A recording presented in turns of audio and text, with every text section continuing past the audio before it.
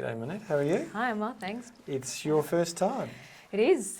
It's been a while since I started, and yeah, it's time. Well, now you're here. You're going to breaking new ground on the Friday Workplace Prep. Lovely to have you along board. We're going to talk later on about annualised salaries with the Woolworths and Coles decision. Yeah. But I think for the moment, let's just get on with some funny cases just to keep us sort of happy and going. And the first one is the dismissal process in relation to Shah and Real Dairy. Tell me, what are the key facts on that one? So with this case, there was an employee who received an email that his employment was terminated, and the reason for that was he wasn't suited to the job. And essentially, the company told the Fair Work Commission that there was a verbal altercation. He had a history of unsatisfactory and aggression and conduct, performance, conduct that works. Yeah. Never put to him. Never. Just got a letter which said, you're gone because you're not quite a fit. Mm. You'll be not surprised to learn that he enjoyed some success at the Fair Work Commission, which is not only reinstatement but a significant, nice payment back. So look, I know this is a dumb case and you're going, nobody does this. But people do it all the time. They think, oh no, look, I can just say you're not really a fit and hopefully we can be kind about it. This was a guy who was a refugee who spoke, didn't speak English as a first language, had to walk to work. Some of his performance-related issues were entirely the fact that he was a foreigner in a country and struggling. And never was it put to him what the alleged wrongdoing was. So there's no surprise at all the Fair Work Commission came and intervened. I thought what we might talk about next is actually an absenteeism and inherent requirements case. This is a case which is AB and through Australia Proprietary Limited. Again, another interesting case, isn't it? Yeah, so with this matter, the employee was absent from work for 15 months and there was a history of domestic violence. And so when she was at work, she claimed that there was bullying, and then as a result of that, had depression and post-traumatic stress disorder. And she then received a show cause as to why her employment shouldn't have been terminated. We need to step back a little bit at that, but prior to that time, there's medical assessments who said, no, look, she's got an underlying condition. This is what the condition is. It's not a work-related condition. This is a condition that she suffers. So at that stage, there was no evidence that linked the bullying to the exacerbation or aggravation of anything that was underlying. Sure. But she couldn't come back to work, and she wasn't back for 15 months. And then eventually, the employer said, well, the evidence is that you're not fit for work now and there's no adjustments we make and you're not going to be fit in the future. And we've waited 15 months and they entered a show cause notice to say, should we terminate you? And what happened? Got terminated. You're going to be glib about this. It's your first time and you want to be glib? Okay. So, yes, she was terminated and the court just applied, the traditional test is, was she fit for the inherent requirements of the job at the time at which the show cause notice was issued? And were there reasonable adjustments could be made? Answer no. And the medical evidence was unequivocal. It was going to be ongoing in the foreseeable future. Therefore, it was a lawful termination process. So, interesting case. Very, very standard case, if that makes sense, because it just restates very well-known law. But it is worth remembering that when you go to look at someone with a chronic illness who hasn't attended work for a period of time, there's a case called Sturgiosis and Toyota. It says there's 3 steps. One, you put the person on notice that you're considering doing it. Secondly, you gain an assessment from the person to determine those 2 tests, fit now with reasonable adjustments, not fit now, and in the future. If you do all that, then as long as you follow the process correctly as a matter of law, you can safely terminate employment. Can I just say the one risk is, of course, if it's a workers' comp employee, then you are premium exposed for the life of that period of premium exposure. So if it was, say, 15 months into a claim and in Victoria you had another 3 years of premium period to go, not good because you max out your premium for the next year and a half. So interesting case. Why don't we talk about redundancy? So this is Marty and New Evolution Ventures Australia, and I reckon this is how not to do redundancy, isn't it? Yeah, so a manager was made redundant and the rationale was that there was a restructure and the company was having cash flow issues since COVID. And so obviously they restructured the business in that regard. But he made a work cover claim for mental injury and for depression and anxiety. And so this is in the personal injuries jurisdiction that's in New South Wales.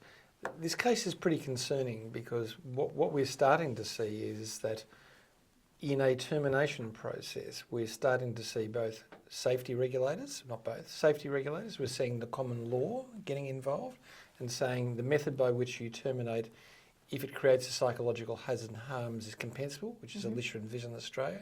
And of course, we're seeing it in workers' compensation because just because the fact you terminated someone doesn't mean they can't bring in weekly benefits and medical and like expenses argument.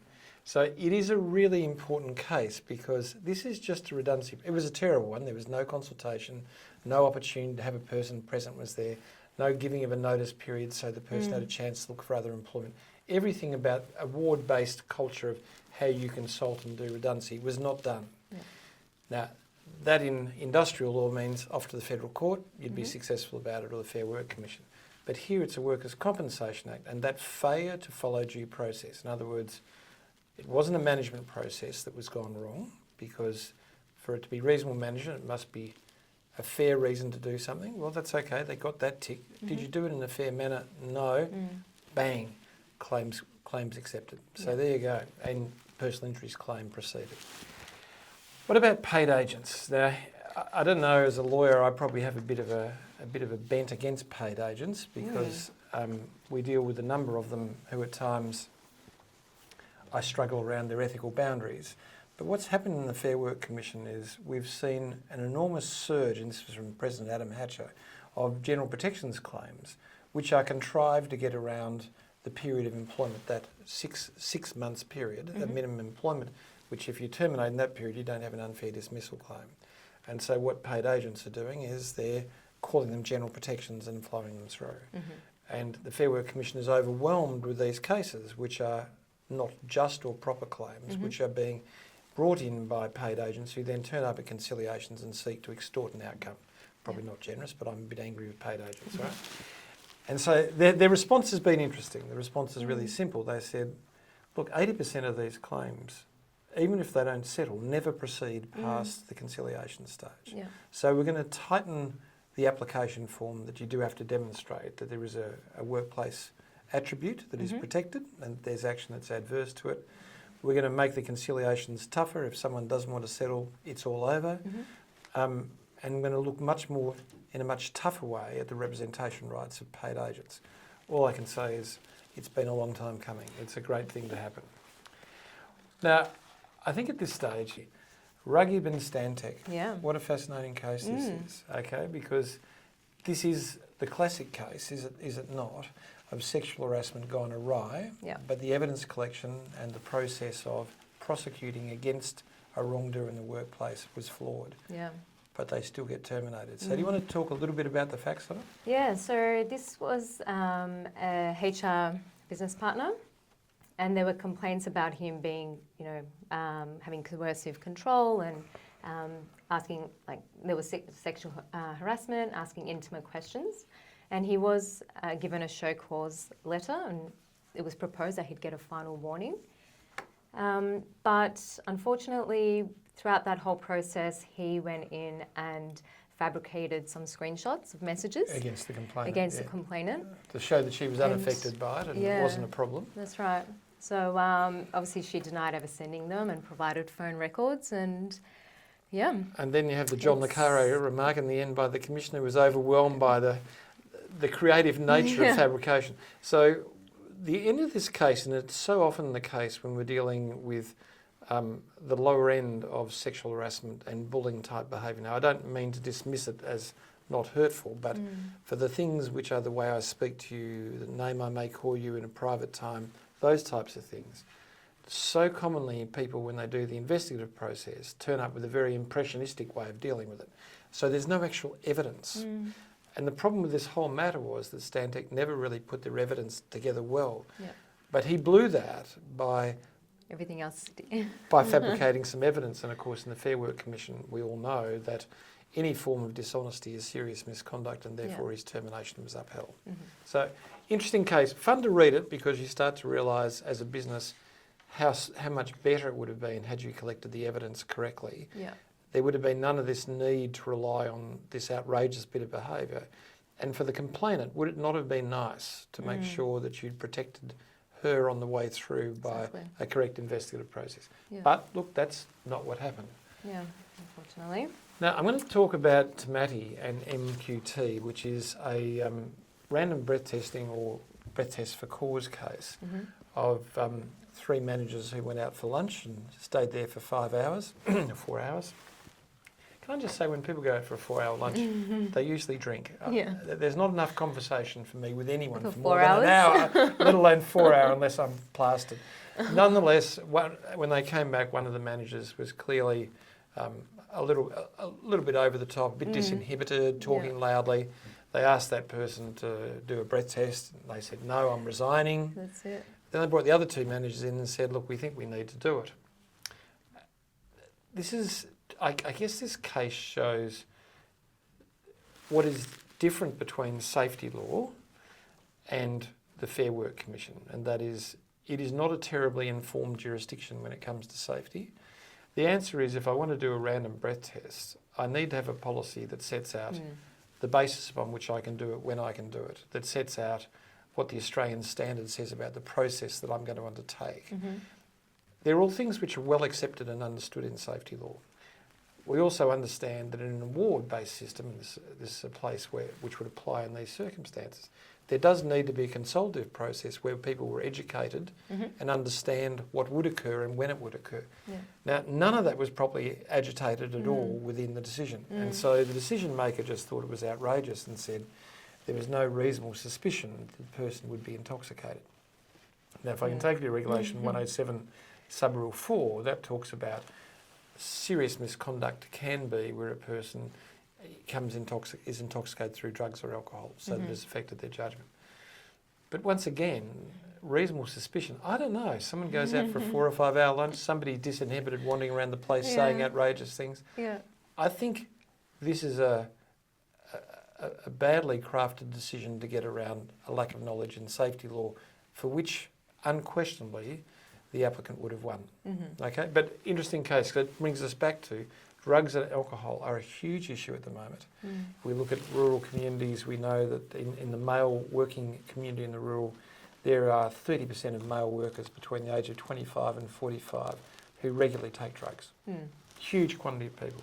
So it is an issue we really need to address, and we're going to do, not next week, but we are going to do before the end of the year, a crash course again around drugs and alcohol and what we can do. But this case shows you that the Fair Work Commission is reluctant to get involved in safety issues. Yeah. Okay. Now, workers' comp case. When can I reduce weekly payments under Section 185 in Victoria, which, can I just say, is spread throughout the rest of Australia. Okay, so these are misconduct rules that sit. The case we're going to talk about is Stewart and the Victorian Work Cover Authority, and funnily enough, Stewart was the employer of the Victorian Work Cover Authority. What did he do? That's a good question, Andrew. He doesn't know, does he? Do you want me to tell you what he did? Yeah, tell me. Well, I will tell you, that's the case. He's a guy who suffered significant mental impairment. He'd seen some very difficult episodes in his role as an inspector, and he suffered anxiety and depression or some types of mental illness that were around it. Yeah. And during the relevant period, it is argued and accepted by the Commission he had some dissociative times. Dissociative is when you're not aware of where you are as a person. It's a high level of anxiety state. Yeah. Oddly, during this period of time, his car was completely written off. And he originally said, I know nothing, I think it's stolen.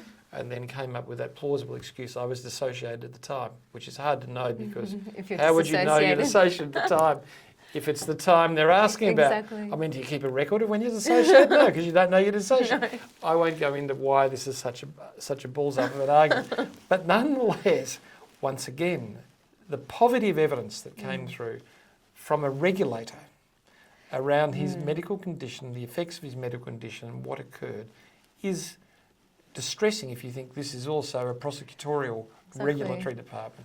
And what did come up is there evidence that around about that time he did suffer from occasional dissociative states, and really on that basis his weekly benefits were not terminated. But misconduct is a method by which you can terminate weekly payments. So if somebody does something which is contrary to what their stated health is, and they do something wrong at their workplace, you can terminate it. So we'll talk more and more about the 185 provisions, but I want you to understand, had he written off his car and he was not in a dissociative state, it is likely that his weekly payments would have been terminated.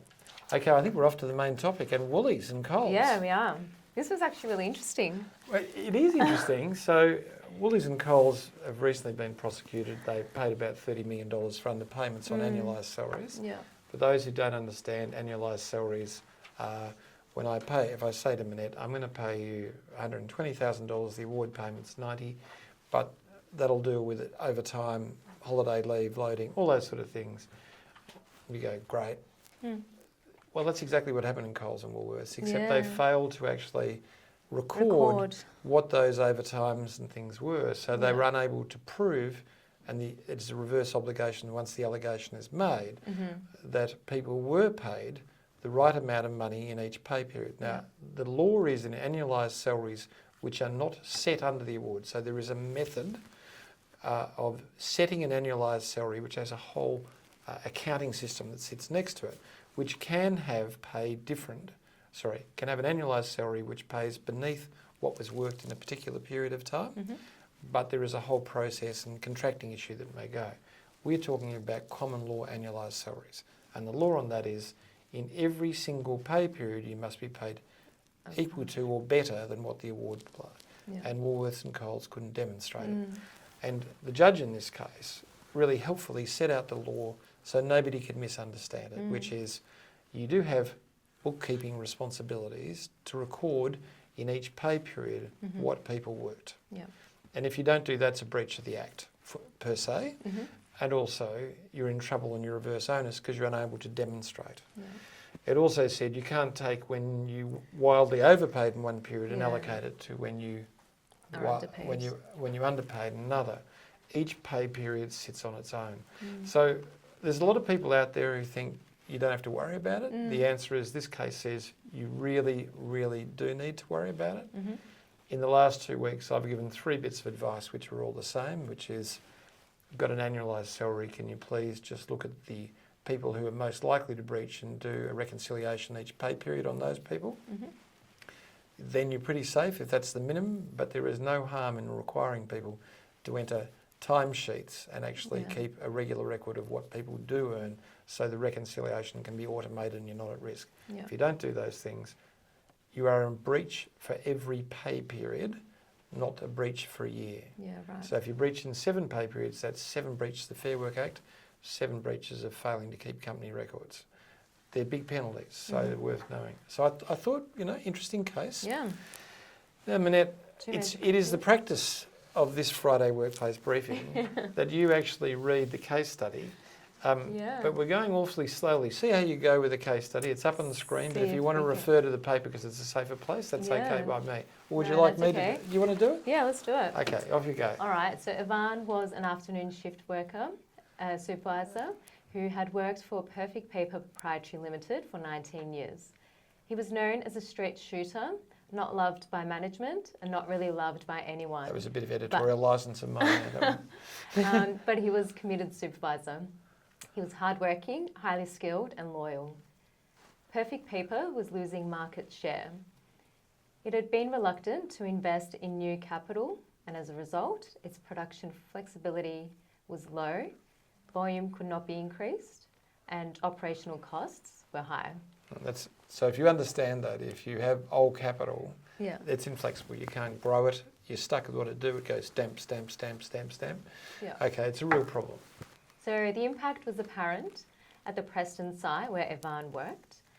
The site had 3 lines but struggled to fill afternoon shifts with work. A decision was made to scrap line 2 on the afternoon shift at Preston. The union was notified but did not engage. A consultation process followed and seven employees from line 2 were retrenched.